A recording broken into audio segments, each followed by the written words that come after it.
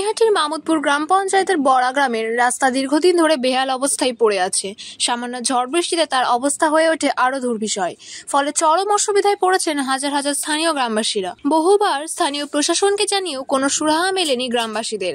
তাই অবিলম্বে সেই রাস্তা সংস্কারের দাবিতে নৈহাটি বড়া মোড়ে রবিবার সকাল থেকে পথ অবরোধ করে গ্রামবাসীরা। সকাল 9টা থেকে প্রায় 1 ঘন্টা পথ অবরোধ চলার পর ঘটনাস্থলে শিবদাসপুর থানার পুলিশ পৌঁছায়। তাদেরকে রাস্তা তৈরির আশ্বাস দেওয়ার পর অবরোধ তুলে নেয় গ্রামবাসীরা।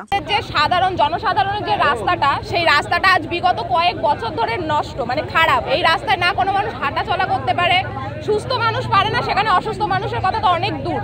এবং আমাদের বাড়ি থেকে জাস্ট কয়েকটা বাড়ি পরেই একজনের ব্যবসার জন্য তাদের পুকুর আছে, সেই পুকুর থেকে অনর্গল জল ছাড়া হয়। না বৃষ্টি না বর্ষা, অযথা দেখি রাস্তায় জল জমে রয়েছে। ঘুম থেকে উঠে দেখছি রাস্তায় জল, কিন্তু আগের দিন রাত্রিরে কোনো বৃষ্টি নেই, কোনো কিচ্ছু নেই, অথচ দেখছি জল। বৃষ্টির জলের কথা তো বাদই দিলাম, আমাদের এই এলাকাটা এতটাই নিচু যে জন্য পার্শ্ববর্তী এলাকার যত জল, সমস্ত জল আমাদের এলাকাতে এসে পড়ে। কি চাইছেন কি আপনারা? আমরা একটাই জিনিস চাইছি, এই রাস্তাটা ঠিক করা হোক এবং এরকম আমাদের মতন ঠিক যেখানে যেরকম যা রাস্তা আছে সব রাস্তাই ঠিক করা হোক। আমাদের মতন আরো সাধারণ মানুষের অনেক সমস্যা।